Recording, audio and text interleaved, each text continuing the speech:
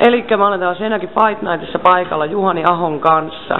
Juhani, mistä tällainen suosio löytyy, että loppuun myydään tämä tapahtuma jo ennakkoon? No vaikuttaa siltä, että Botnia Punishment teki aikanaan niin hyvää pohjatyötä tähän meille ja nyt kun ei ole Botnia Punishmentia järjestetty, niin tässä oli ihan selvä tilaus tällaiselle vapaaottelutapahtumalle. Ja nyt kun vuoden välein järjestetään, niin näköjään yleisön mielenkiinto säilyy. Mikä vapaattelussa on nyt viime aikoina kiehtonut, kun se on kerännyt niin paljon huomiota, että mikä tässä lajissa vetää ihmisiä katsomaan? No, onhan tämä aivan hirveän monipuolinen laji.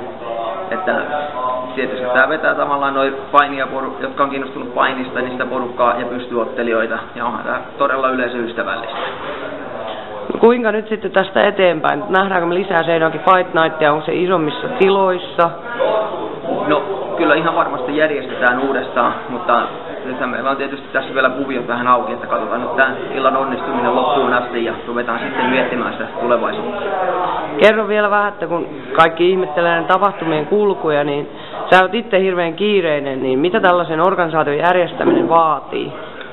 No kyllähän tämä vaatii ainakin hyviä hermoja huomattavan paljon ja aikaa tietysti. Ja onneksi meillä on tässä aivan huippukökkäporukka ollut auttamassa koko ajan.